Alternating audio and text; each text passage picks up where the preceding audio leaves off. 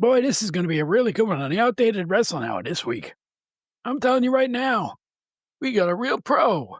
Evan Ginzburg. He's going to talk about all the things he's done in pro wrestling. I used to listen to him on the radio. He's done everything. He's made movies, a great writer, a historian, you name it. He's here. Also, well, Bob and Joe go a toe-to-toe and a belly-to-belly. Nah, I don't want to sound like John Sterling. Anyway, it's the Outdated Wrestling Hour. I got my popcorn at the ready.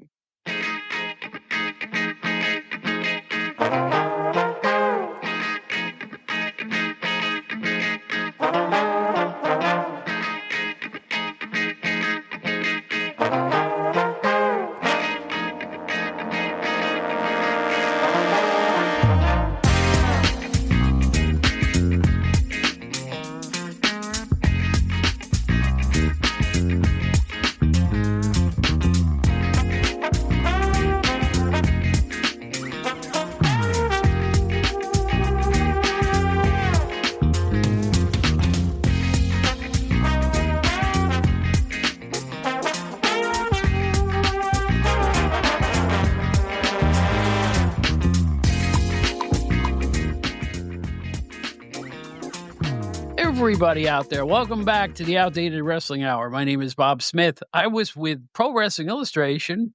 Oops. I'm leaving that in. Oh my gosh, I'm old.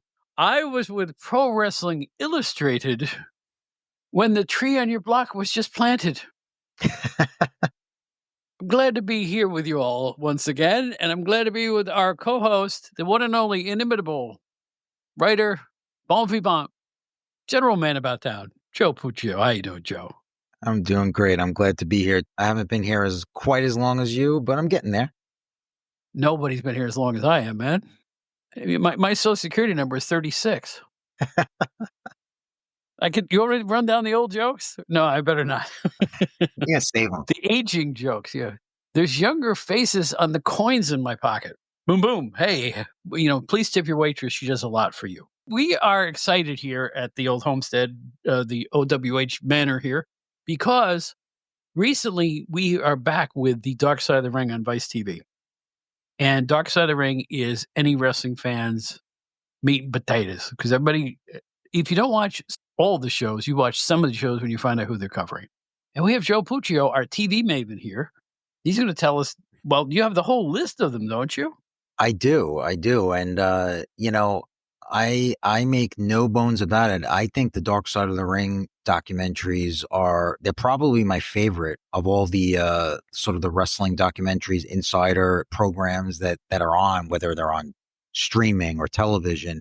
They're the ones I look forward to the most. They're the ones that I think do the best job. They're not too short, not too long. They get just as much, just the right amount of details. So yeah, it's so great that it's back for another season.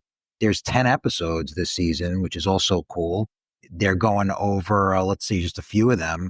We're going to have a Mick Foley Hell in a Cell episode where they're going to talk specifically about that, which is, honestly, that's something that's been done a lot already. Just the one match. I believe it's just going to be, from what I understand, it's going to be on. I like the take, because everybody's done biographies of Mick Foley, but nobody's focused on the intricacies of how they pulled that off. That's a great idea. Right. I do too. I like it. I like that they're going to be doing, rather than just try to do everything about his career, they're really going to focus on one subject, which is something that everybody remembers. One that I know you are going to be all over. They're doing one on the original Sheik. This one is going to be on his entire career. When have we seen something like that on just the Sheik? So that's going to be a really cool one. One that I'm particularly looking forward to is going to be on Billy Jack Haynes. Haynes is a really, nowadays, he's sort of a polarizing figure, but that's a story that I'm really, really looking forward to seeing how they flesh that out. A real quick tale about Billy is that I met him several years ago at a convention, and we struck up a conversation after the convention was over. He was waiting for someone, I was waiting for someone, and we just started talking. And we wound up speaking for about 45 minutes. about just many different things, to where it actually got to a point where we were talking about maybe working together on his autobiography. Maybe I was going to help out with writing that, and we exchanged numbers and things like that. And then, unfortunately, since then he's had these issues that I just mentioned. But in any event, I'm just really, really curious to see what they do as far as that story goes. I've had 4 different wrestlers approach me about writing an autobiography. Don't do it. That's all I have to say. Just don't do it. Don't Yeah, do it. yeah, Secondly, I got to actually talk to one of the producers of Dark Side of the Ring, Evan Ginzburg, when yeah. the first episode of the John Rizzi podcast, he was a guest. And I learned a lot about that program through him, and it was really exciting to be at the, hear about the formative. And I have a little fingernail in this series because I hooked the producers up with Dave Brzezinski, who managed the Sheik in the 70s, Oh, and I hooked them up with him, and he's part of that Sheik episode of that's coming up. So I'm really looking forward to seeing him on TV.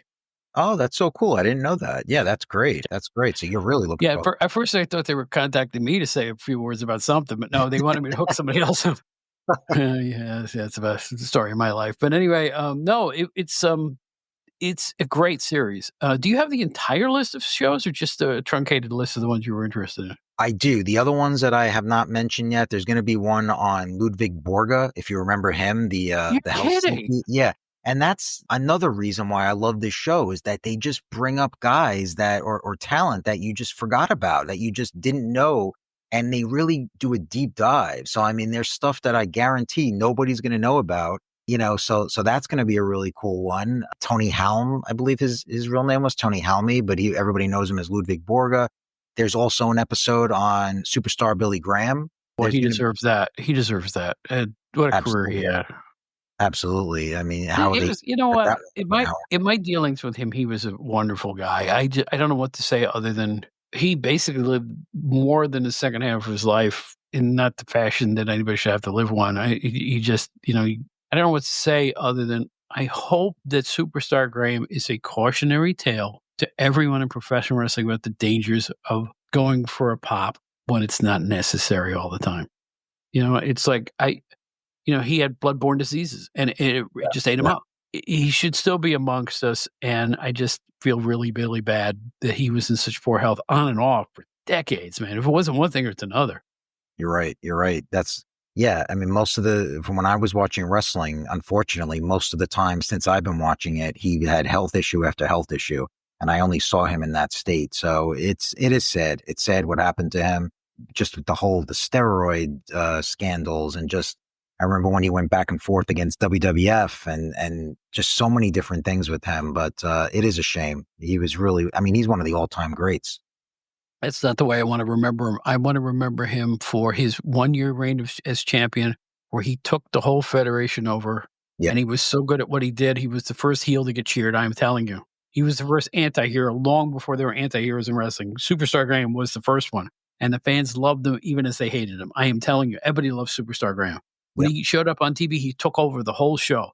When you put him on the mic, nobody delivered a better promo. It was a great year for pro wrestling in the East. And he drew. Mhm. He drew. I don't care what anybody. Oh, he didn't draw. Yeah, he did. He drew sellouts at the Garden. And if you want to see heat, my friends, go on YouTube, look up a match from the Garden between Ivan Putski and Superstar Graham for the title. I think Bruno was hurt at this time. I believe that's the case, or something. I don't know. Bruno was out of the picture. First of all, the fans believe Putski could beat Graham, but there's a sequence they show, and I think there's a clip of just this. You remember the Polish Hammer? He put his Yeah, two fists of together and course. shove them into the chest. Absolutely. I believe with all my heart and soul, that moment, the fans erupt to such an extent, it may be the biggest pop in the history of Madison Square Garden wrestling. Everybody in the arena thought that Putski could beat Graham, and when he gave him the Polish Hammer and he goes flying basically out of the ring, I never saw the Garden come that unglued. And I've seen the Garden come unglued a lot, not like this. Go on YouTube. Your shoes will fall off. Wow. I have never seen a moment like this at Madison Square Garden. The din the audience makes is astounding. It's like the Beatles walked in. Wow. I I'm got to check telling that you, clip out. check it out. It's easy to find. I Yeah. just Ivan Putski, Superstar Graham. You will flip if you've never seen that clip. But that's just a little of the magic that was Superstar Graham in his prime. If the means to his end in becoming a championship wrestler later on was the cause of all his health problems, meaning his physique, I just hope it's still a cautionary tale. I know decades have gone by. Don't be dumb, young wrestlers out there. Treat your body like a temple, because shortcuts ain't gonna help. Putting poison in your veins ain't gonna help you. I don't know what else to say. For sure. And I would hope, and I would imagine the episode would hammer that home as well. Yeah, that's as good. It's a good time for this episode, because it's people have short memories here in the United States. I don't know if you've noticed, but it's time to relive the Superstar Graham saga, because it's like it could happen again, Yeah, and I'm absolutely. hoping it really doesn't happen again. I admire the wrestlers. I don't want to see anybody get hurt. I keep saying that. Yeah, yeah. Who else is on the big show this season? The other episodes, there's going to be one on, if you remember Daphne, Yeah, the wrestler. Yeah, they're going to do one on Shannon Spruill, who's known as Daphne in the wrestling world. There's also going to be one on Big Van Vader, and that should be a really interesting one. To deep dive into Leon White, a very controversial figure for a few different reasons. Another one going even more old school. There's going to be one on Hot Stuff Eddie Gilbert. I mean, how can you go wrong with that one? That's going to be really, really cool to see, I guess, not only his wrestling, but I'm sure it's going to go into his booking and whatnot. And then the others that I am forgetting, there's going to be one on Muhammad Hassan. That was Mark Capani, if you remember, in right. the Yeah. WWF, the Arab American character for the WWF. A lot of controversy at the time, and we haven't heard from him in how many years. So that's going to be an interesting one. And the other one is going to be on Tony Atlas, talking about being one of the first black stars in the WWF. And I know that that's going to be a lot about the racial aspects and things that he had to overcome in his career. So that should be a cool one too. So, I mean, there's really no, in all 10 episodes, I don't think there's really any weak ones. I don't think there's anything that you can say, how can they do an episode on this? And if you think about how many seasons this show's already had, I mean, it's really impressive. Is this the fifth, fourth? Do you know which season it is? Something like that, Geez. right? I feel like it is the 6th season, actually. Yeah, Sixth already. 6th I season. will Yep. say this: you listing off those topics. This is my favorite bunch. Yeah. This would really. There's not one there that I don't want to see. Every one of these to me. Other shows I didn't even watch because I knew intimately what they were Right. going to be about. I didn't really need to rehash it in my mind.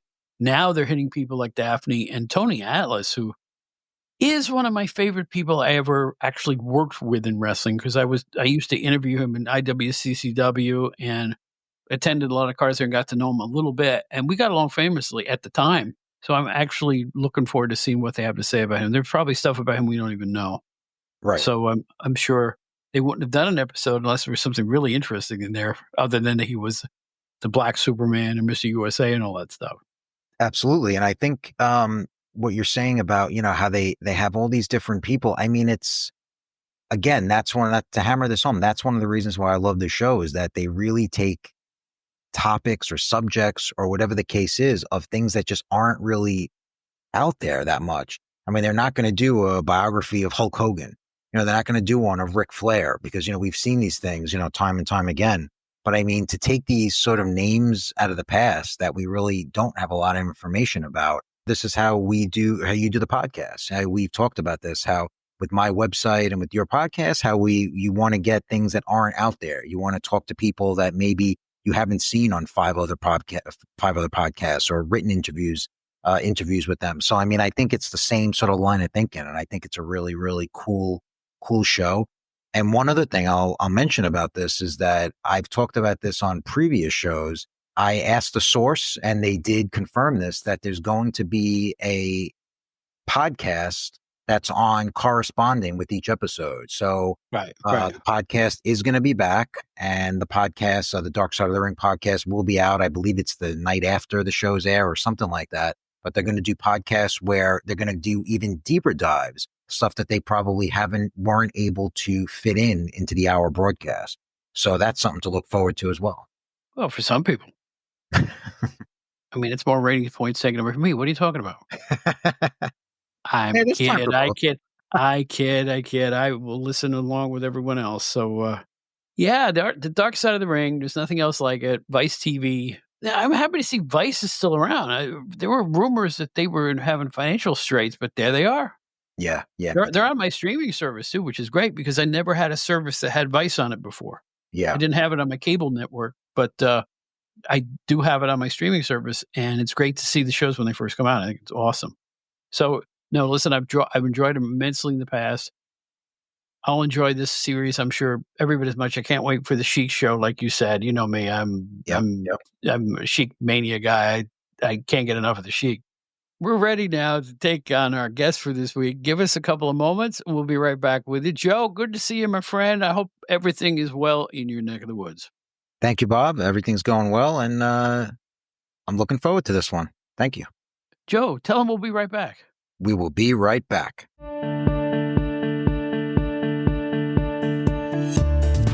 Well, I reckon it's time to do a little bit of an update for the WrestleCopia Podcast Network. Let's see what shows you can enjoy several times every week. They've got a veritable cornucopia of wrestling podcasts, so let's dig into it. Pretty much the flagship of WrestleCopia is the Wrestling Memory Grenade. Join host Ray Russell as he analyzes and discusses years of wrestling history from your favorite promotions. From Hulkamania to Multimania, from the Midnight Express to the Lex Express, they've got it all. Tune in and get a big piece of history on the Wrestling Memory Grenade. If you like nostalgia, this one's for you. The Wrestling Stoop with Bob Roop. What a legend Bob Roop is, and he welcomes you to the Wrestling Stoop as he shares stories, historical moments, and all kinds of memories from his 20-plus year career as a wrestler and booker. And you know he got wild near the end of his career. Find out all of it on the Wrestling Stoop with Bob Roop. One of the most unique wrestling podcasts anywhere is DG's Puro Wrestling Academy. Join host Dan as he travels back in time to discuss the history of pro wrestling in Japan. He's spent decades studying the world of Japanese pro wrestling. Now he offers up his historian-level knowledge to you. You'll learn something on every single show, I guarantee it. That's DG's Puro Wrestling Academy. The great Gene Jackson hosts the Retro Wrestling Review. That's RE-View.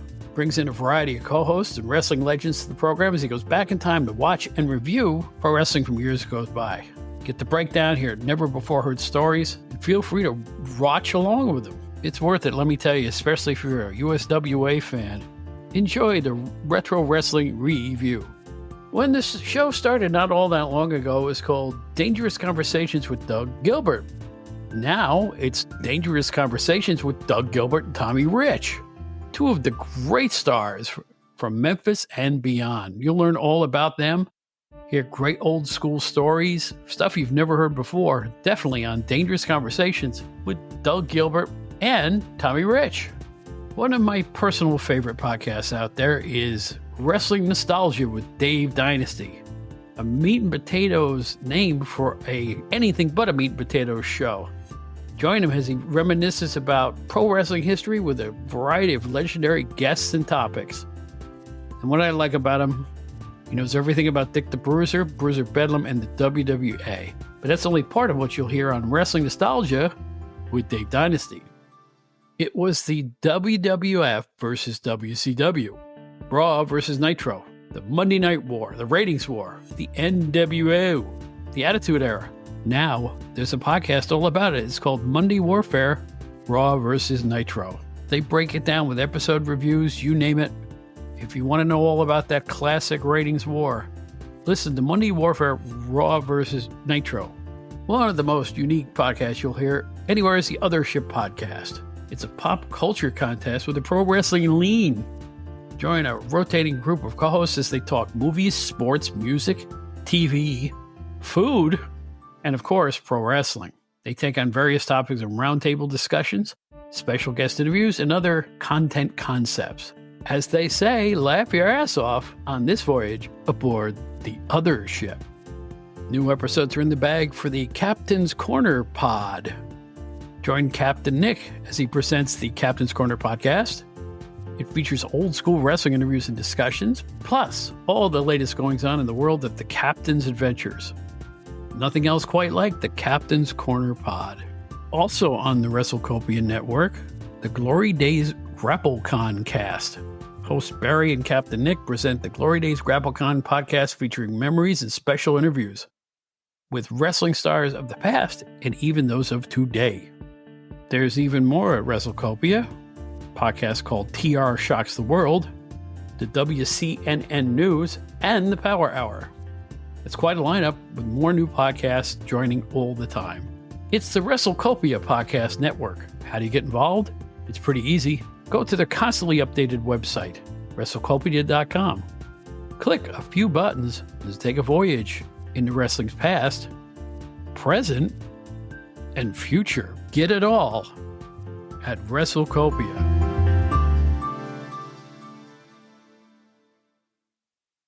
It feels like 6 months ago that my band and I went into Manhattan on a Saturday night when we'd usually be out playing somewhere, but we were on a radio show in New York City, and I've never forgotten it because it only feels like it was 6 months ago when we did it, but now, oh gosh, I don't know how many years it's been. That must have been the early 2000s or something, but I was on Evan Ginzburg's overnight radio show in Manhattan. Evan Ginzburg has done it all. I looked at his resume earlier today just to refresh myself. And the amount of things this gentleman has done, it's non-paralleled. I can't think of another person on the East Coast who's done as much in the periphery of professional wrestling that Evan Ginzburg has. He's got a great new book out. He made the greatest documentary about wrestling I think I've ever seen. He's got his finger in a lot of pies. He's on a great website. He's got a great podcast, and he's a great guy. Ladies and gentlemen, Evan Ginzburg. How was that for an intro? I am humbled and honored and can't thank you enough. No problem at all. It's great to have you here, and I enjoyed being on your show last week. It was nothing but fun as far as I was concerned. And you guys asked some really probing questions, and I still can't figure out how one of you gentlemen figured out I was a watch collector. I don't know where he got that from, but he's absolutely correct. Huh. Yeah, well, it's the show itself is called Wrestling and Everything Coast to Coast because it's not just about wrestling. And I think when you hit a certain age, wrestling is not the be all and end all. And Bob, you have eclectic interests and talents as well. You're a blues musician and watch collector and aficionado and et cetera, so on. And I actually get bored when somebody just pummels me with a bombardment of nothing but wrestling. Mm-hmm. Mm-hmm. I hear you. Brian R. Solomon said it best. Man does not live by wrestling alone.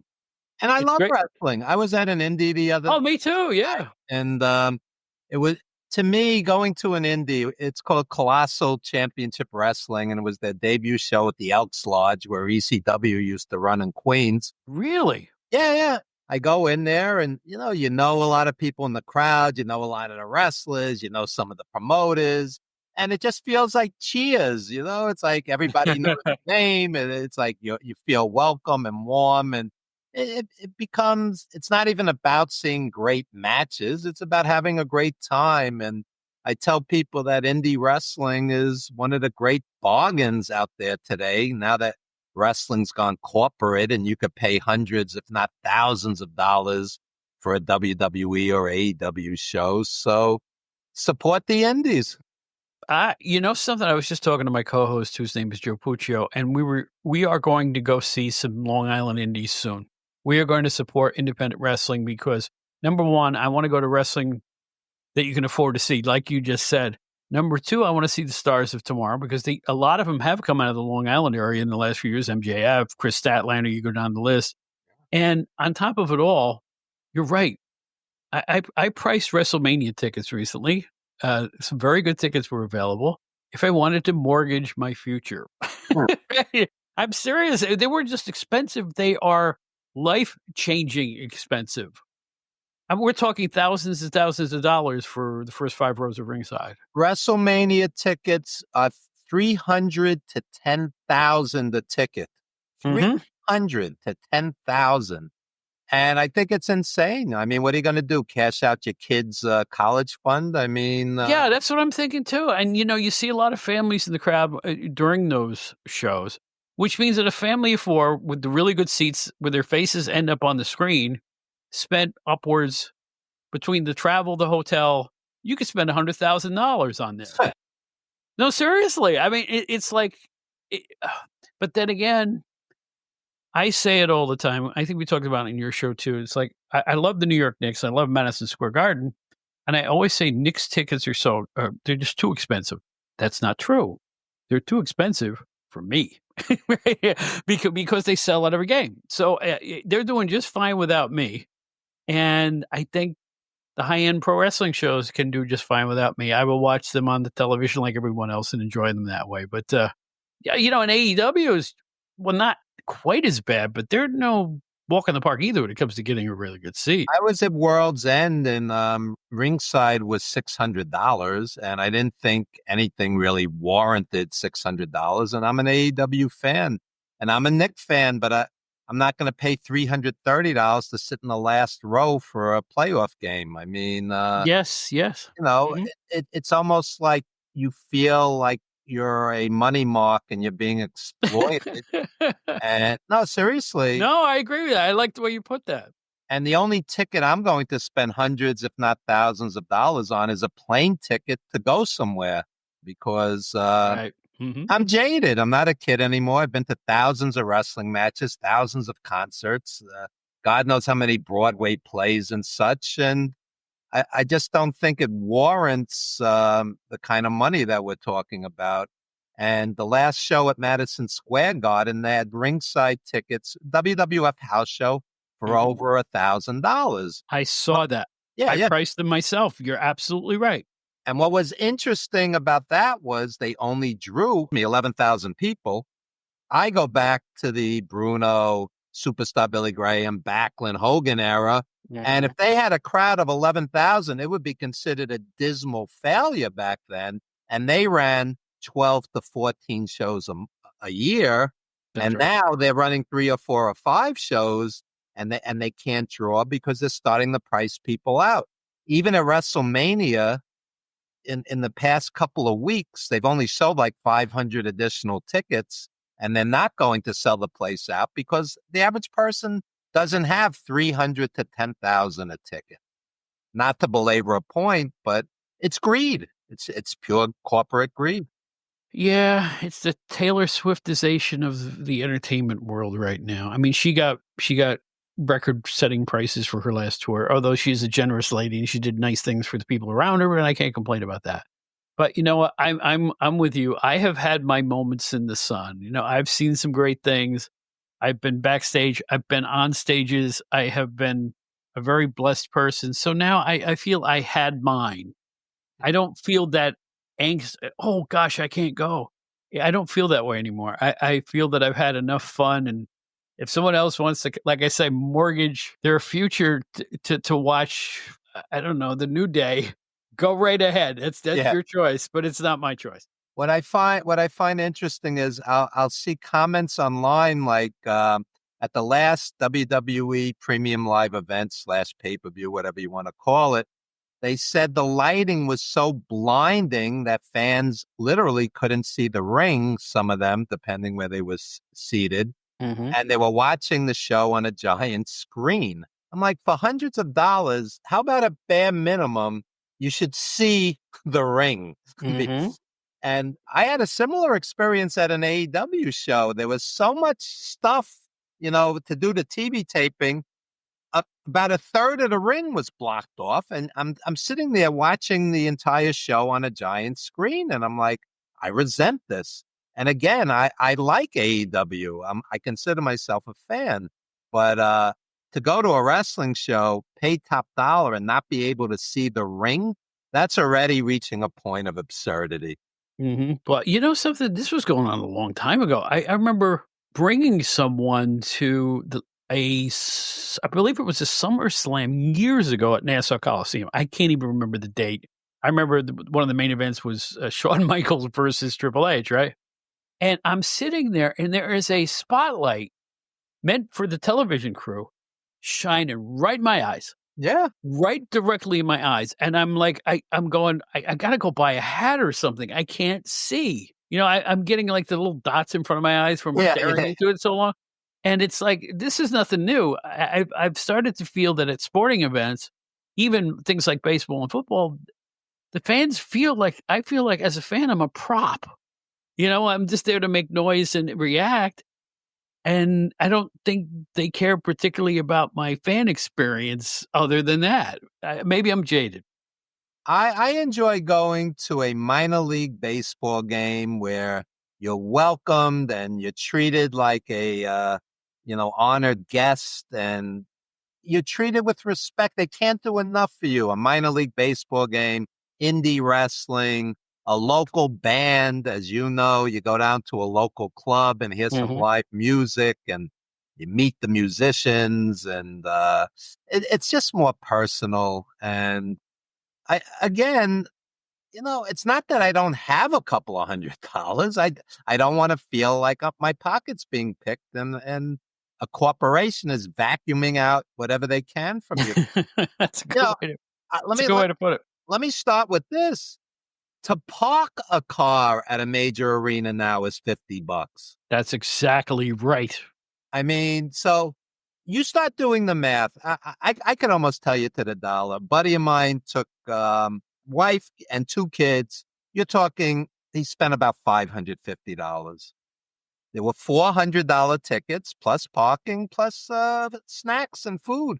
He spent $550 to go to a wrestling match.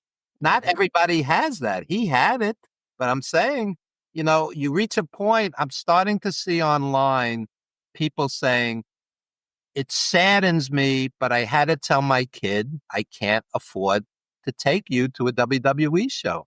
This is where we are at this point. It used to be a blue collar monthly, if not more so. Back in the day, I would go to Madison Square Garden, Nassau Coliseum, Westchester County Center, Sunnyside Gardens. I'd go 3-4 times a month to wrestling, and it costs next to nothing. You're meeting the wrestlers, you're getting autographs, you're taking pictures. Now it's like, if you want an autograph from a wrestler, you're going to line up and pay 3 figures. That's right. $100 for a WWE autograph. I think it's ridiculous. They're getting $9,500 at WrestleMania for like Hulk Hogan to sit down and have a beer with you in like a luxury suite or whatnot. I mean, come on. I don't know what to say. I will say this, though, and maybe you'll get a kick out of this. I only moved to the New York metropolitan area around 1980, probably 81, 82, right, into this area. And because I'm originally from upstate near Albany, and I used to go to see WWF matches in the 70s and early 80s at the Washington Avenue Armory in Albany. And as God is my witness, you would walk in to the wooden doors, and there was just a table there, and they were selling tickets out of a cigar box. Yeah. The money was in the cigar box. The change was in a cigar box. You'd ask for either ringside or the bleachers. You'd get the area you wanted usually. That was it. It was as simple. I remember a hot dog was 75 cents. A magazine was $1. And, there was no such thing at all as wrestler merchandise in those days. Nothing. Not in the 70s. Not in that area.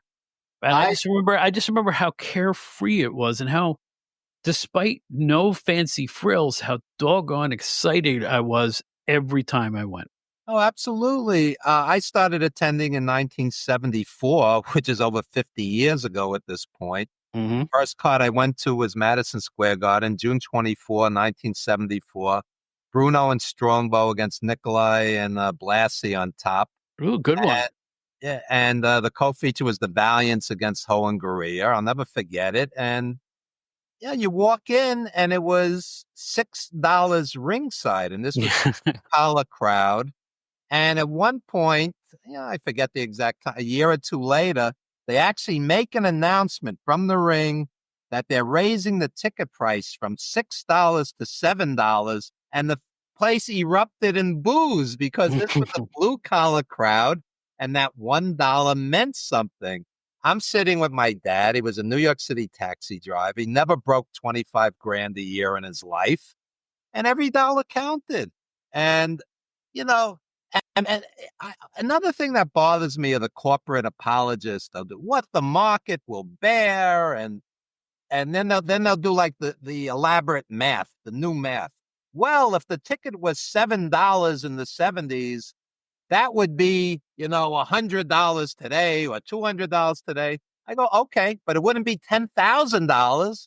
I don't even know what to say. I really don't know what to say because it's like, again, I think of my fellow man. I'm not altruistic in any way. I just think of a family that would love to go and face the prices and go, "Oh, I'm sorry, we can't go." But at least a Peacock subscription is cheap, so at least it evens out in that regard. So Well, what's happened is the Madison Square Garden, they would run one Monday a month. right. And every so often they would have two cards in a month, but it was pretty rare. I remember Backlund and Patterson ran 4 straight Madison Square Garden main events, and they ran two shows in 1 month because it was just so hot, the ticket and the feud at the time. But so you're talking 12, 13, 14 shows a year. And because it was reasonably priced, people would go every month. Now what happens is a WWF ticket becomes a kid's birthday present or graduation present or Christmas present. They always run December 26th, WWF, right after Christmas. So this is your Christmas present because mom and dad know we're going to spend a couple of $100 on this and we can't do it all the time. It's a different gig now. It is, and even the way it's promoted is different. I saw my first MSG card, I think around 77. And I used to love right before the final match of the night, Howard Finkel or whoever the announcer was would announce the next card. You Yeah. knew who was going to be on the show.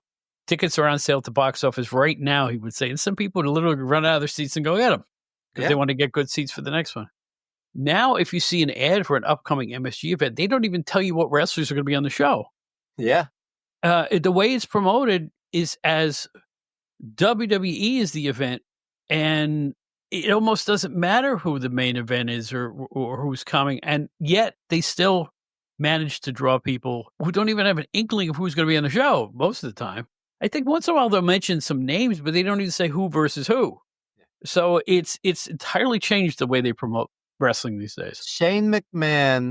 Shane publicly stated that the WWF or WWE eventually wanted to change from, it wasn't about the champion, it was about the quote unquote WWE experience. You were going there for the pyro and the entrance music and the sing-alongs and the characters, and it almost didn't matter to the fans what the main event was. But what I found in recent years is as you get closer to the live card, they will announce a main event. And sometimes they'll just change it at the last second as if it doesn't even matter. It's like you're spending top dollar to see a certain match. And a week before the bout happens, all of a sudden it's a different match. It's become a 3-man or whatever the case may be. And I wouldn't like that. If I bought a ticket for something, I want to see what I bought the ticket for. Not you could just obligatorily, change the card on a whim, which is what they do now. You know what I love on the TV matches, which is just boggles my mind. Especially the WBE does this. I don't know if AEW does it, but somebody will be standing in the ring with a mic doing an interview or something, and somebody will walk down the aisle and go, "I don't like you. I want you in that ring tonight." And somebody will yell, "Get a referee," and the match just starts as if they didn't have any kind of a card planned. If that isn't like fakery at its nadir, I can't tell you what is, because it's almost like, what were they going to show if these two guys didn't argue? Right. It's illogical. It makes no sense, but there it is. Well, when they're brawling backstage and the camera conveniently is back there, in a Oh dress yeah. or whatever. Too much of today's wrestling just boggles the mind in the fact that if anybody sits and thinks about it, they'll go, why are these two guys scheming in a locker room when there's a camera right there and it's being broadcast not only onto TV, but also to the big screen outside in the arena, because you can hear the echo from it. So it's like they're supposed to be talking secretly, but the whole world hears it. I wish they wouldn't do that. Keep the interviews with an announcer by ringside. Let the wrestlers say what they used to say, like athletes do at sporting events. I think things would go just as well, if not better. That's just me. And the promos, the interviews, the skits or whatnot, they're all stilted, scripted, robotic. I shouldn't say all, the vast majority. And there's no emotional involvement. When I watch, let's say, a WWE premium live event on TV, I'm just hoping for a good match. It's not like I'm emotionally invested who's going to win, who's going to lose. In the old days, somebody turned on Bruno and you wanted it was like the Roman Colosseum. You wanted Bruno to pummel the guy. And today there's not a whole lot of emotional investment. It's a different kind of emotion.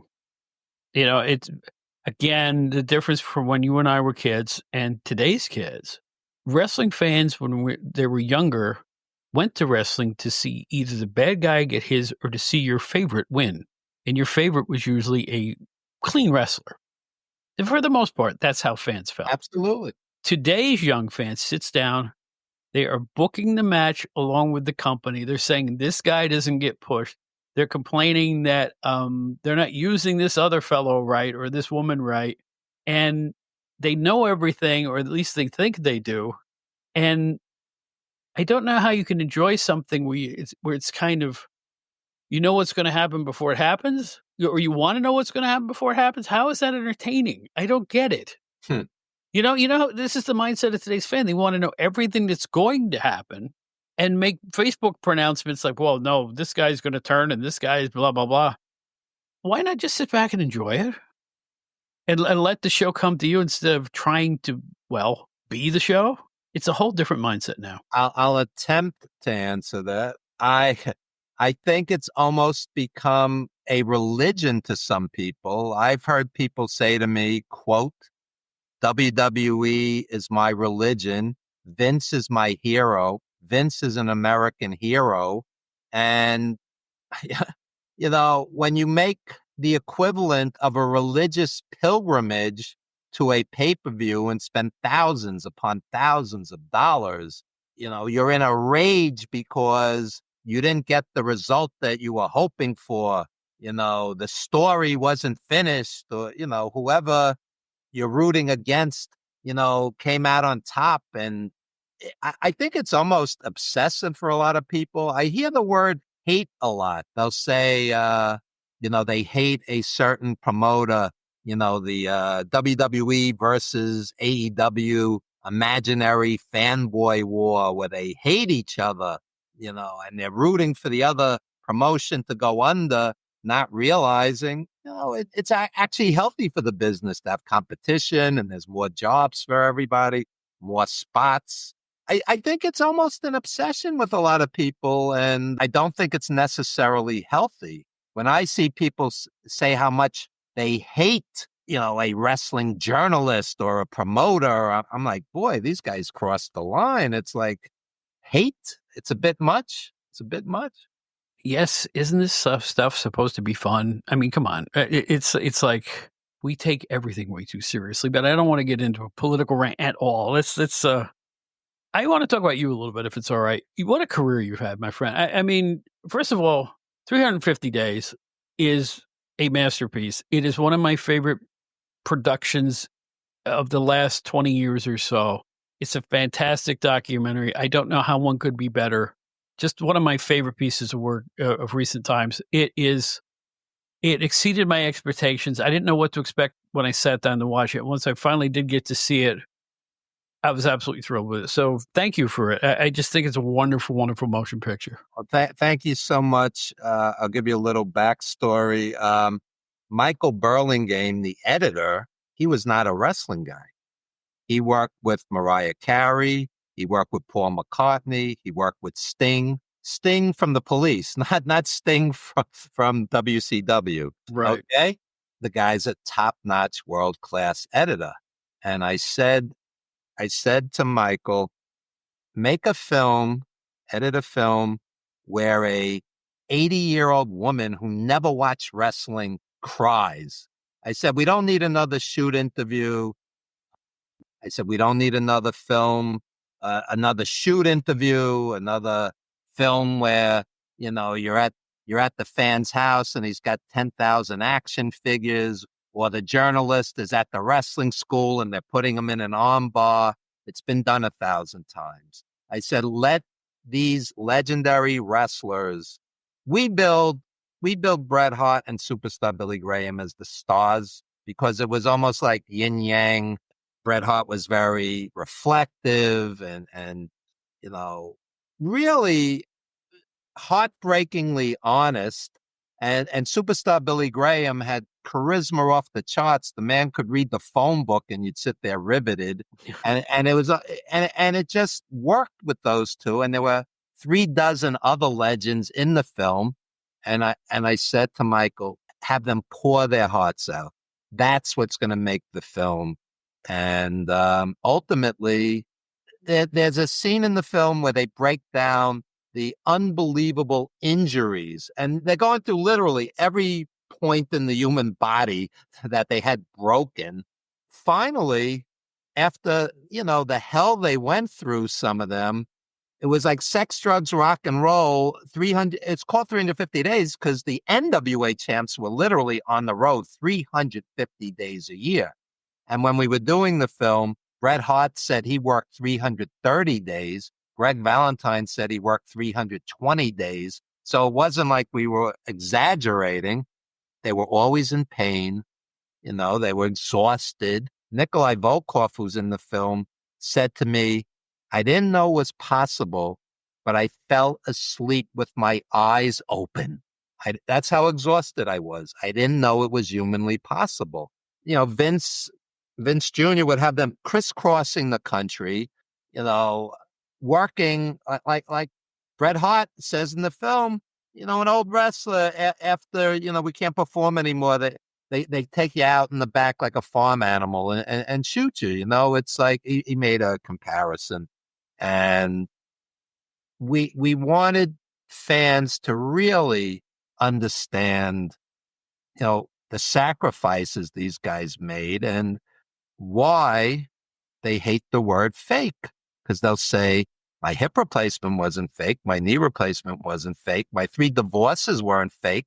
My kid's not talking to me because I was wrestling on Christmas and Thanksgiving and I virtually never saw them. Wendy Richter in the film says, I couldn't have a baby. She said, what am I going to do? Put the baby on the ring post while I'm wrestling? I was on the road every night for years. So the sacrifices they made physically, emotionally, personally, that's what we were trying to do with this film. And I'm glad somebody like yourself, appreciated it because, it's from the heart. It really is from the heart. And these guys poured their hearts out. Well, I've always considered pro wrestlers to be amongst the best athletes out there, and they had a harder time of it. I mean, if you're a big high school football player or baseball player, you get scouted. There's bonuses going in. A lot of people choose to be a professional wrestler, and they change their whole life in order to do it. Make financial sacrifices, make time sacrifices. There's nothing else like it. So anybody who's, let's say, a top 50 wrestler now, I give them all the props because, they busted their butts going up that far. And even more so, the indie guys, the guys who are mid-carders, the guys who are preliminary guys. I hold Gene Ligon as high esteem as I do Ric Flair because the sacrifices that a pro wrestler needs to make just to be able to say you're a pro wrestler, it's just phenomenal. So the fact that you put a human look at athletes that some people just think are comic book characters in their minds, they don't take it seriously because they think it's fake. I take it serious because it's the farthest thing from fake. Yeah, I mean, I've had indie wrestlers who never made any real money. Some indie wrestlers have never even been paid, period. I mean, I've interviewed a couple guys, yeah. Yeah, and they've said to me, Evan, I've had 12 concussions, 14 concussions, but I'm coming back. And I would go, why?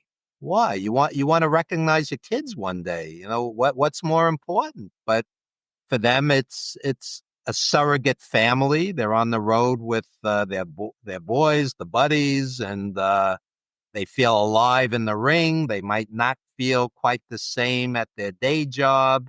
If you really understand the business, Dynamite Kid, the British Bulldogs were tag team champions, and he was basically crippled at the point when he lost the tag team titles. they pretty much had to carry him to the ring, and he was paid the Herculean sum of $25 for that TV taping. A lot of the young fans, they're 500 wrestling books and 5,000 shoot interviews in, and they still don't quite get it, because I'll hear comments like, they all pissed away fortunes on wine, women, and song or whatnot. And that's just not true, because one, not all of them did. Guys like Nikolai saved their money, and so did Bret Hart, Johnny Valiant, and some people saved their money, and they didn't piss it all away.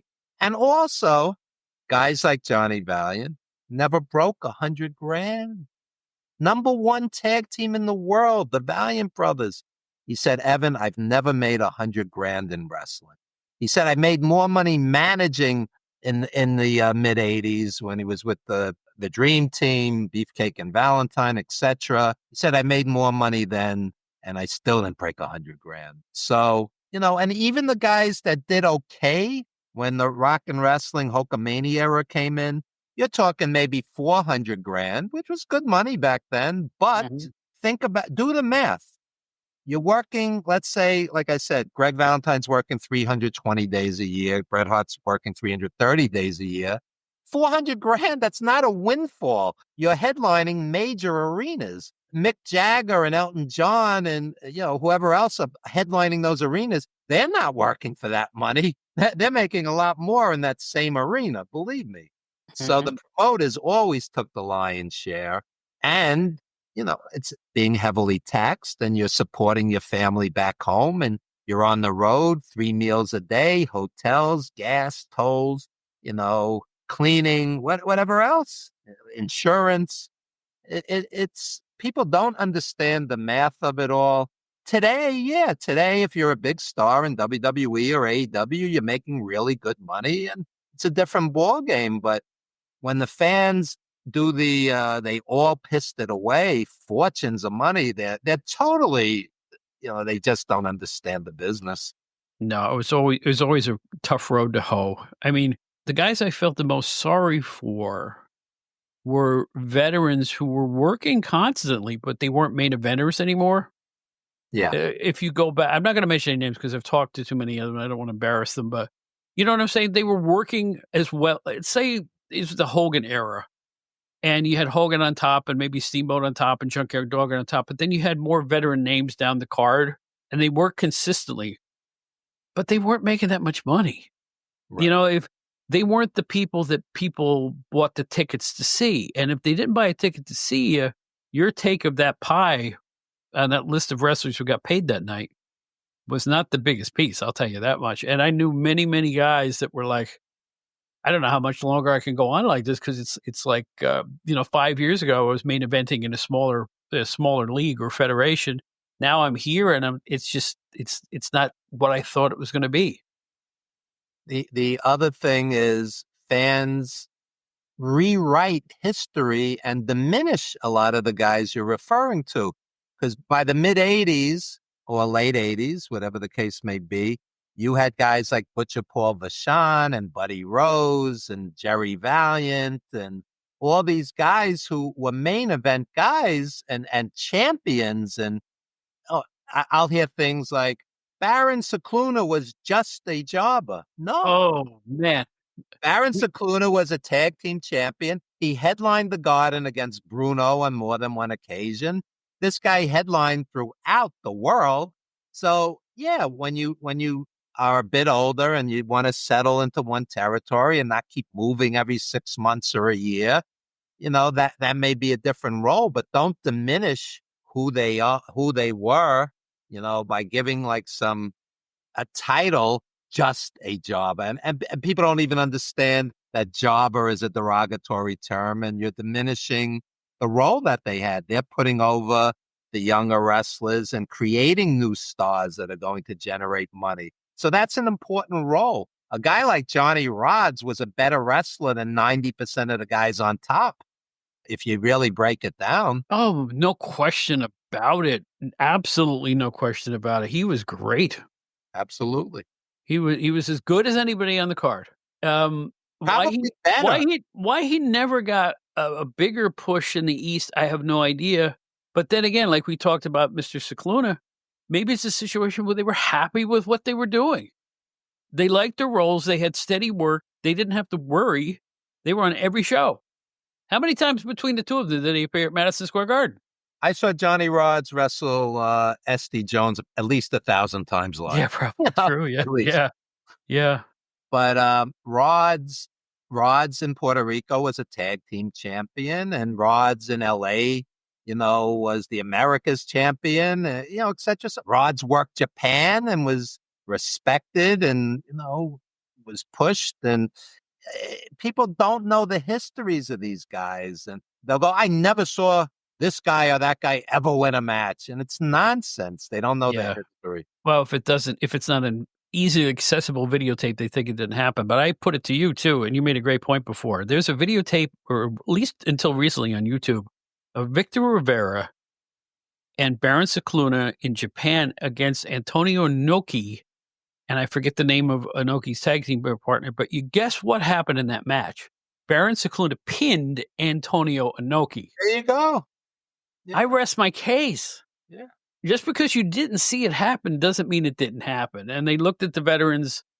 Rene Goulet was a nice hand. He worked all over the world, Rene Goulet. And everybody thinks because he did, losing matches late in his career, that's all he did, which is definitely not the case. If you pulled up, let's say, a Rene Goulet on a Wikipedia or a wrestling site that's actually knowledgeable, you would see a laundry list of territories, titles that the guy had. Mm-hmm. Tag team champion. And, the guy wrestled all throughout the world. And Vince Sr. and later Jr., they respected guys like this. They knew they were reliable and they would put on a good match and they would, put the new guys over. And that's why these guys always had work. Rene Goulet was a top-notch guy. And again, another guy who's, the fans have rewritten his history to, he was just a jobber. I never saw him win, which is nonsense, utter nonsense. YouTube is not the entire wrestling world. I'll just leave it at that. It's like the younger people. And there's the other thing, too. It's like, I don't like the old wrestling. All they did was kick and punch. No, well, you know what else they did? Side headlocks, arm bars, and abdominal stretches, too. And you don't see those anymore. So I don't know what to say other than, styles change, folks. And which brings us back to you. And you and I had a conversation on Facebook. I kind of did I admit this, and I don't do it often, because Will Ospreay did something that offended me on the Chris Jericho cruise that was a couple of months ago. Now that doesn't mean anything. But what, I kind of lambasted him, and you came back with a really good thought. You thought that he's a fantastic wrestler, which he is, right? I agree with that. But there's something about the mindset of today's wrestling, particularly on the AEW side, that irks me, in that you're supposed to be able to depict a very exciting, very hard-hitting match without hitting hard. You see what I'm saying? Without actually hurting your opponents or putting your opponents at risk. And I really worry that Tony Khan, in his promotion, doesn't care. Doesn't care if they do spots like, guys flying through a plate of glass and things like that. I don't think he cares. I think he wants that. He wants guys taking serious physical risks when I think they're unnecessary. The floor is yours. Tell me how wrong I am. I love Ospreay. I think he's best in the world. I love Kenny Omega, Swerve Strickland, but I also like a guy like Gunther, who's just going to come out and wrestle and, put on an old school wrestling match. I understand your point. The old match many, many years ago with Ricochet and Ospreay, where old school fans go, that's like a video game. It's not realistic. They're not selling. It's like, okay, but there is some suspension of disbelief. The same people have no problem with The Undertaker rising from the dead or doing the Superman comeback or whatever the case may be. Then some of the fans will say, I don't like Lucha. They're all just waiting for the guy to leap over the top rope. Like, okay, that's suspension of disbelief, but Kane being a monster, and it's like you're selectively saying this is okay, this isn't okay, and it's personal taste. And I think wrestling today, even though I'm an old school fan, I think it's almost a golden age in that it's like a smorgasbord. You could find a great technical match from New Japan. You could find some great flippy do from AEW. You could watch Gunther, have an old school, wrestling match. I think Cody's a real quality wrestler. I think Reigns on the right night when it's not all shtick and he has his wrestling boots on can put on a great match. Charlotte Flair is certainly great. I enjoy Tony Storm more than any of the WWE women wrestlers just because I think it's a total package. I think it's a great gimmick and, she's outrageous and she's funny and she can wrestle. I don't think she's the wrestler Charlotte Flair is, but I enjoy Tony Storm pretty much every time I see her. And so it's a long-winded way of saying enjoy what you enjoy. And I think one of the problems today is the fans, as we were saying before, are so obsessed with it all that if you disagree with them, somehow you're an idiot. You don't know what you're talking about, whatever the case may be. And that's not necessarily true. It's people like what they like. I like Lucha. I like the high flyers. I also like technicians. I hear some people say Gunther's boring. I don't think he's boring, but they do. It's like I think if a fan today watched a Harley Race or a Jack Briscoe or Dory Funk Jr., they wouldn't even understand it. Let them enjoy it. I agree. I will say this. I think people complicate all this too much as an entertainment form. Sit back and enjoy. I will never forget the first time I was in an arena with actual lights over the ring and seeing the light come up when it was time for the matches was always a thrill. And the wrestlers would get in the ring, and I remember how shiny those boots were and how big the men were and how this guy over here looks like he's really rough and tough, and this other guy seems like a friendly type. I'm going to root for the friendly guy. I remember the simpleness of it that was still convincing. And I miss that feeling like you wouldn't believe as I turn into an old man now, because it's like I never went to a wrestling match between the 70s and probably about 85 that let me down. I was just really, really into it. And I miss that feeling. I don't want to book matches in my head. I don't want spoilers and teasers. I just want to shut my brain off and watch great athletes do one of the hardest things in the world, have a professional wrestling match. I agree. The first time I walked into Madison Square Garden, 1974, I'm a kid. The first thought that entered my mind was, wow, it's in color. Because I had a black and white TV. And I was just in awe. And they were like Marvel superheroes and villains come to life. Johnny Valiant used to say to me, when you're in the ring, you're 10 feet tall. And that's, as a kid, especially because you're a skinny kid. And these guys were like Supermen. And really they were. The amount of punishment and what they went through, physically to entertain you. And in a certain respect, they were Supermen. I tell people some of the best nights of my life were at wrestling matches. One, because it was with my father, who died when I was 20, so the memories are that much more poignant. Two, you see, what people don't understand is the mindset of a 1970s blue-collar fan. First of all, most of us were marks. There were no sheets, no internet, obviously. And, Bruno's getting kicked or Pedro's getting kicked or stomped, and you're feeling it. You're feeling it. It's like these are the bullies in school who have been, bothering you, and and then Bruno makes the comeback and you're cleansed and you feel, like good has triumphed over evil. And you're like walking on air as you leave the arena. It's very different than, an internet fan who, studies and knows every, like you say, every rumor and every, they're overanalyzing it all. And it's, then they're just not enjoying it. It's, I would have booked it differently. So, yeah. Yeah, I hear you. I hear you loud and clear. I'll tell you what, like I said, I ran down all the things you've done earlier today, and my mind boggled. I equate you with Bill Apter. Bill is in his 80s now, and he's as busy as he's ever been. You seem to be as busy as you've ever been too. A writer. You're with Pro Wrestling Stories as a senior editor, which is a great website for some really good wrestling journalism. Thank you. You got a great spot on Facebook called Evan Ginzburg's Old School Wrestling Memories, which I recommend wholeheartedly to anybody who wants, wrestling memories. There they are.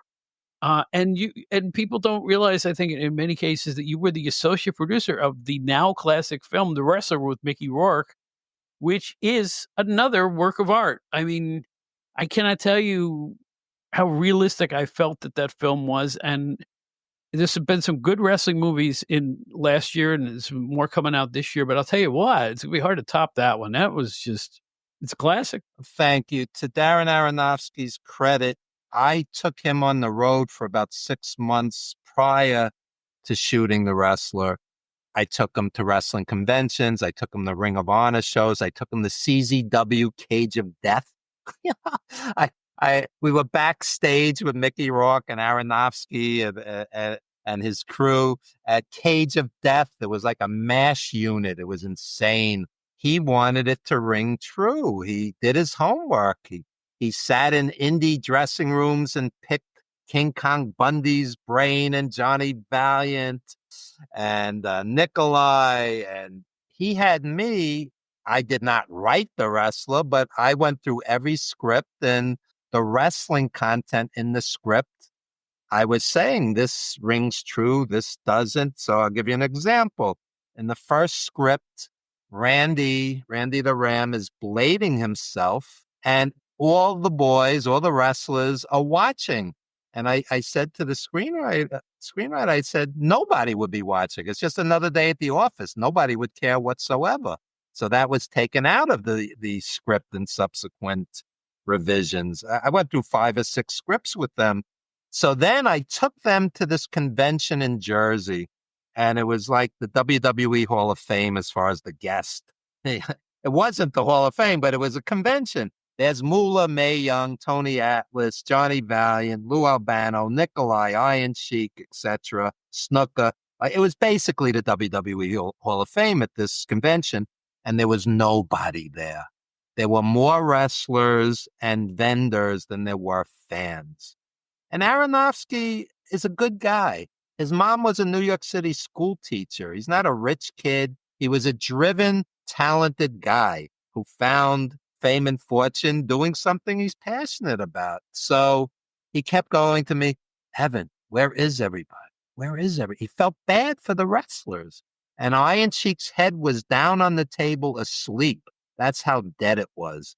So next thing I know, I get another script from Rob Siegel, the screenwriter, and that scene is written into the script now, this tragic wrestling convention. So shoot ahead, and it's 2007, 2008 was really when it all came together. But we worked on this off and on for 7 years, 7 years. Casting calls, funding meetings, script revisions, etc., so on. So we're finally filming this thing, and I'm on set just watching, and it's that really sad convention scene. The first thing I noticed, it was all my merchandise. That's all my merchandise there from when I was an agent and taking these guys on the road, and we would sell gimmicks and stuff. I said it wouldn't be this neat and tidy. Every inch of the table would be covered up. It looks more like a flea market, So I'm actually doing like a little set design, making the convention seem more realistic. And Darren gets a smirk, and he goes, Evan, come here for a second. I go, yeah. He goes, walk around, talk to all the wrestlers in the scene, walk up to Randy last, ask him for an autograph and a Polaroid. Mickey Rourke walks over to me, whispers in my ear. He goes, just improv it. He thinks I'm an actor. I've never acted. Not even in high school. So now I got like 125 people on set, these giant cameras in my face. And the whole time as I'm walking up to Mickey finally, I'm thinking, what am I going to say to this guy? Because I'm improving it. So I'm thinking, what would I say to a legendary wrestler? So I go, I loved you as a kid. I saw you at Madison Square Garden. Can I have your autograph? And he looks at me and he's improving also. He goes, what's your name? So now I'm thinking again, and instinctively I just go, Evan. And it dawns on me how surreal this is. I'm playing myself in a fictional movie. How utterly, no makeup, nothing, just tossed into this. I mean, and Johnny Valiant, whose hair at the time was gray, not dyed blonde, because this was in the 2000s. He said to me afterwards, he said, your hand was shaking, because I was legitimately nervous because I had never acted and you're in the middle of all of this. And Aronofsky, after we filmed it, he runs over to me, starts pounding me on the chest, going, that was great. That was great. Because I looked like a nervous, starstruck fan. And that's exactly what he wanted. And like everything that guy does, it rang true.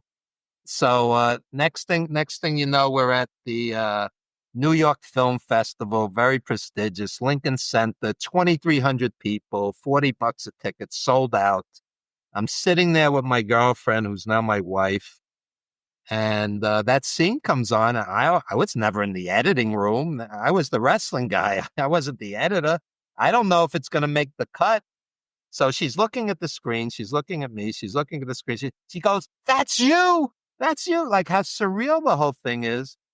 Later that evening, when Randy does the scene with his daughter, and he goes, I'm just a broken down piece of meat. I look around and everybody's crying. Everybody around me is crying. And I'm like, oh my God, this film works. It works. You can't fake that. You can't fake crying. The film ends that night. The credits roll. And there's a spontaneous standing ovation. And we've put 7 years off and on into this. None of us got rich from it. It was a $6 million indie film. We couldn't even get the $18 million we wanted to shoot it. Mickey's star had waned at that time, and it was hard to get the funding on it. Right then and there, I go, it works, and it's going to be special. And it was. Next thing you know, Mickey's nominated for the Golden Globes and the Academy Awards. He wins the Golden Globe, Best Actor in the World at the Golden Globe for that performance. And I tell people 100 years from now, 200 years from now, people will watch that movie because of his performance. It was that great.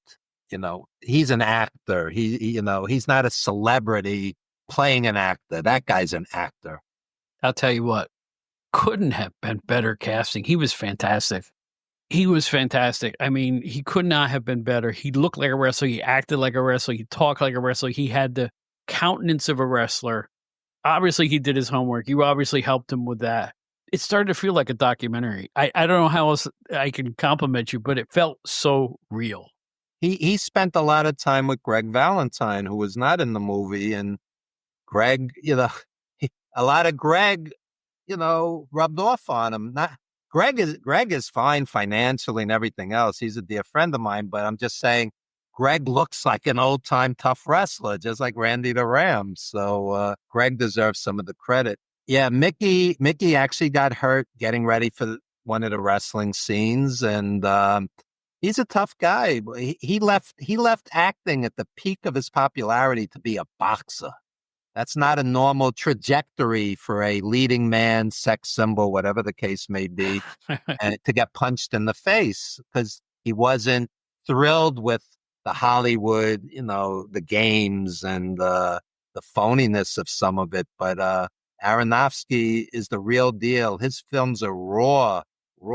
Nothing to do with WWE raw. I mean, Right. you watch Requiem for a Dream or Pi or even The Whale with Brandon Fraser. The Whale will rip your heart out.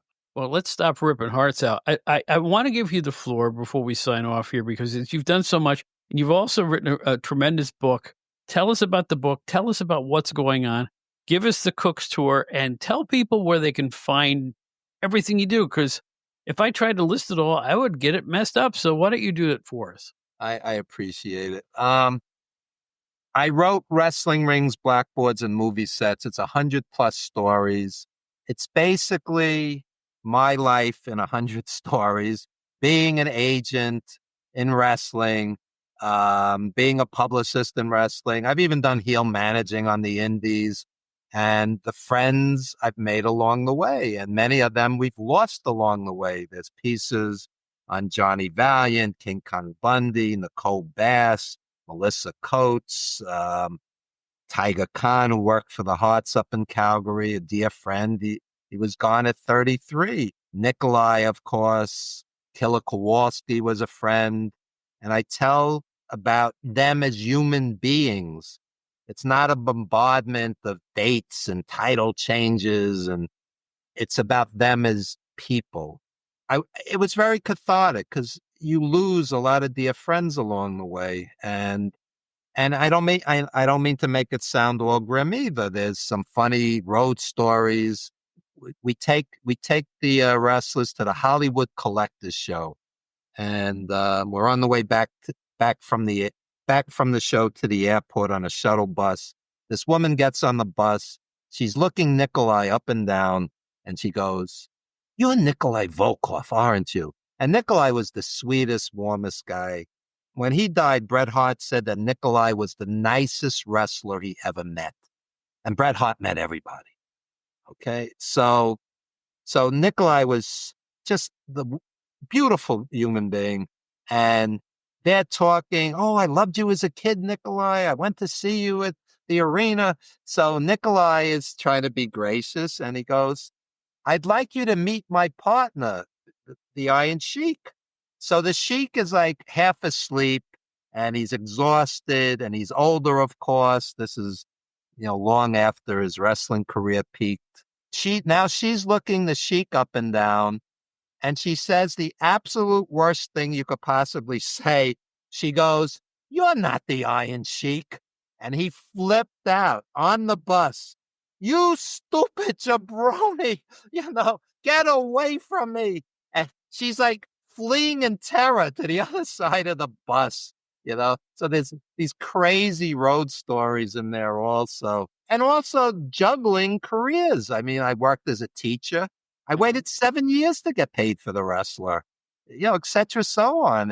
I always kept teaching. There's teaching stories in there and making films. There's 7 or 8 different pieces in there on making The Wrestler, which haven't been told before, and working on other films like 350 Days. We did a film, Wrestling Then and Now, with Killer Kowalski and Don Arnold and a bunch of old school guys. And to this day, I'm always involved in wrestling. This Friday on Evan Ginzburg's Old School Wrestling Memories page, March 14, we're going to do a live interview, Facebook Live, with Tommy Rich. Guy's a great talker, very warm, fan friendly, and a virtual signing with him as well. Yeah, I mean, I love, you used the word art before as far as wrestling. When wrestling is done well, it's an art. And these guys are great, great artists. And you're sitting at the foot of greatness when you're watching the right wrestler in the ring. My mom, who went to the Eastern Parkway Arena in the 1950s to see guys like Gorgeous George, Antonina Rocca, Kowalski, Luthez, etc. She would watch wrestling with me as a kid, and when somebody did a certain move, she would go, "Beautiful. That's beautiful." She's looking at it like ballet or dance or Broadway theater from at the time, a middle-aged woman's perspective. wrestling is a great, great art. I write about many of the artists in this book and prowrestlingstories.com as well. Wrestling has a rich history, but if you really understand it, there's a lot of good, bad, and ugly to all of it. And a lot of our heroes do not always end well, unfortunately. And my last point for the night would be, these guys deserve pensions. These guys deserve health benefits. They deserve 401ks. The independent contractor thing is a scam. And I'm not talking like the millionaire stars today, but the guys who were on the road 300 days a year and need a GoFundMe to be buried or to save their house at the end. It's disgraceful. I can think of a wrestler who I contributed money to when he got sick. And I'm thinking, he needs to do this, but he did. It's like a very sobering fact that you just brought up. And maybe the fact that you're talking so much about that will help, bring about some change in that regard, because it's like, I still can't fathom it, to be honest with you.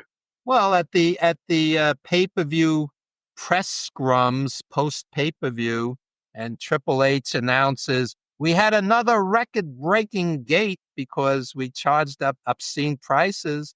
My first instinct is, hey, why not set up a fund with 1% or half of 1% of the $1 billion your corporation has and help these guys? Help these guys. Your legends and pioneers shouldn't go out like that. At the very end, Bushwhacker Butch, Virgil, Superstar Billy Graham, all in recent years needed GoFundMes for hospital bills and burials, and it shouldn't be like that. It really shouldn't. They have more than enough money to help these guys, and they should. It's a public disgrace that they don't.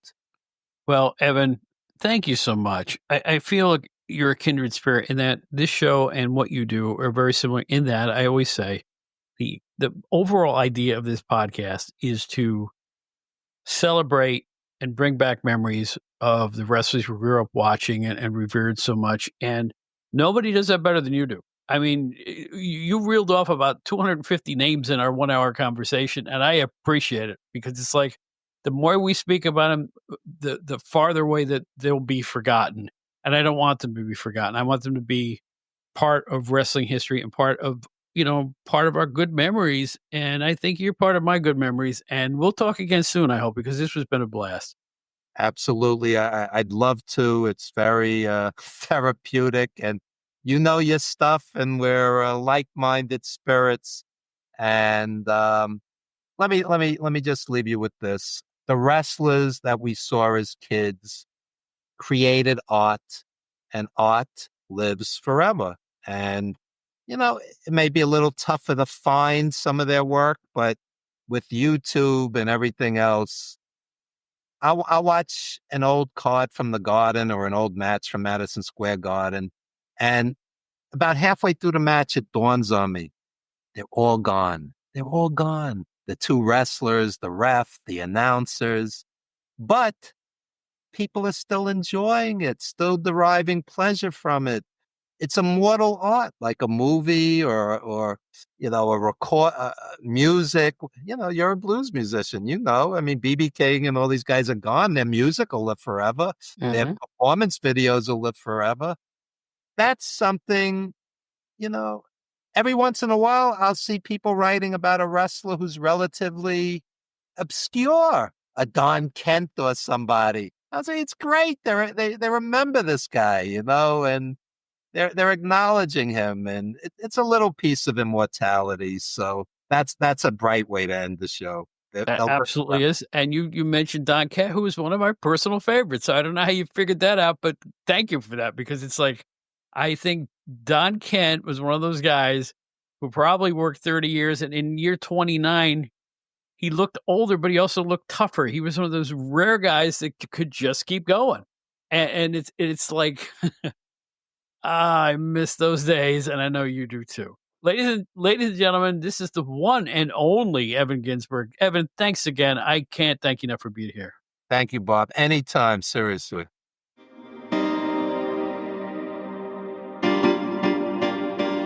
Attention, Gen Xers. If you'd like to explore the era that appeals to you, look no further than GenerationXWire.com.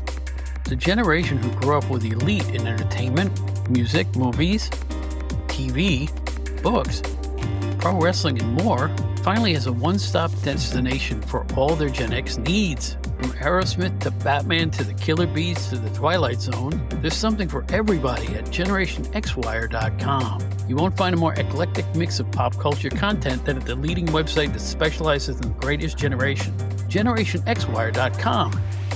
Check it out today.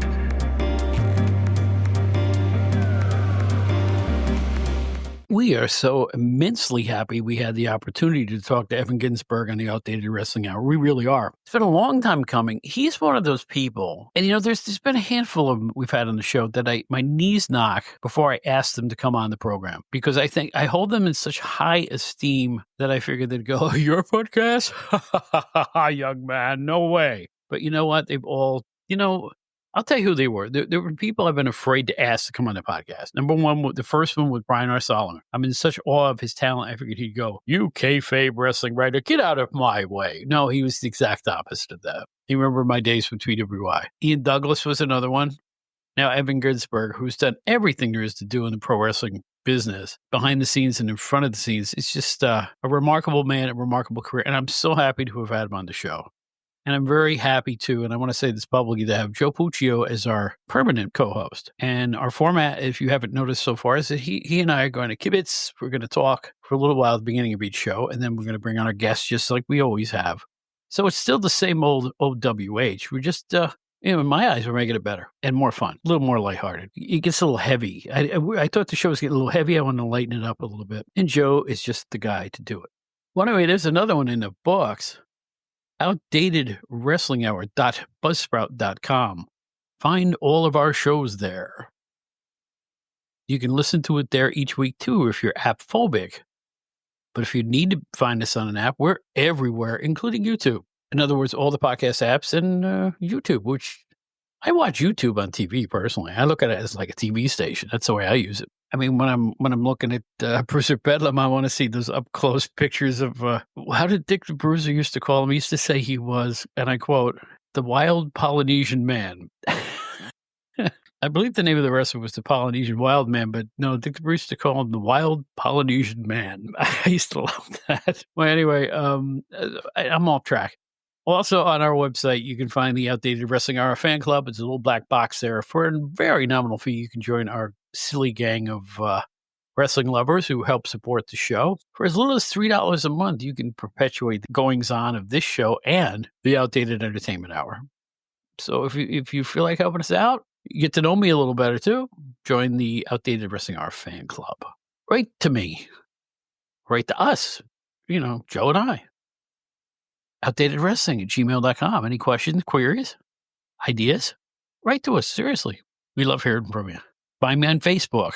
I'm the only Bob Smith that sings with B.B. King on the lead page. Very proud of that. You can also find me on Threads, Instagram, and Blue Sky. I think that's it for right now. I'm in the midst of one of those amazing periods that I'm so thankful for, because I'm literally recording 8 podcasts in 5 days, then trying to edit them ahead of time. So I'm ahead of the game. There's a lot of things going on here in New York in March and April. And I want to make sure I'm ready for each and every week here on the Outdated Wrestling Hour. And we hope you come back and join us. We issue our show to our podcast hosts every Friday, which means the biggest podcast apps that are out there will pick it up within an hour or two. At the latest, they'll pick it up on Saturday or Sunday. But we're everywhere on the podcast world, and we have nobody but you to thank for it. We hope you enjoy the Outdated Wrestling Hour. My name is Bob Smith. So for Joe Puccio and our staff announcer, Bob, 20 minutes from now. Oh, boy. But anyway, have a good one.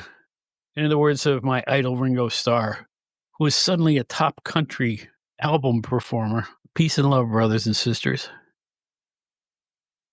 Peace and love.